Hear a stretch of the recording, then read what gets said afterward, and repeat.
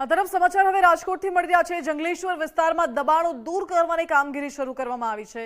નદી પટ તેમજ ટીપી રોડ પરના જે ગેરકાયદે દબાણો હતા તેને દૂર કરવાની કામગીરી શરૂ કરાઈ છે।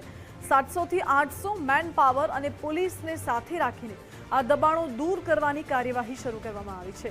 મનપાના કમિશનરે આ દરમિયાન નિવેદન આપ્યું છે કે અમે ટ્રેક્ટર સહિતના સાધનો આપી રહ્યા છીએ।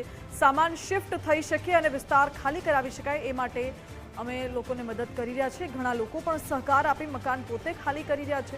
જો કે 1400 જેટલા મકાનોને ખાલી કરવા માટે નોટિસ આપવામાં આવી હતી। રાજકોટ મહાનગરપાલિકાની તમામ સિનિયર ઓફિસરની ટીમ અને લગભગ 700 થી 800 મેન પાવર અમારું આ કામમાં ડિપ્લોય થયું છે। હવે એની સાથે પોલીસ ફોર્સ પણ એડિક્વેટ નંબરમાં આજે ડિપ્લોય થઈ છે।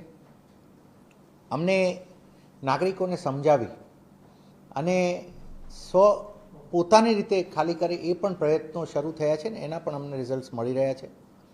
અમે આજના દિવસથી તો અમે ટ્રેક્ટર્સ વગેરે સુવિધા પણ વિસ્તારમાં આપી રહ્યા છીએ કે જેથી અમારા સાધનો પણ જો યુઝ કરીને જેટલું ખાલી વહેલા થઈ શકે એ થઈ શકે। અને અમે એ પણ રાખ્યું છે।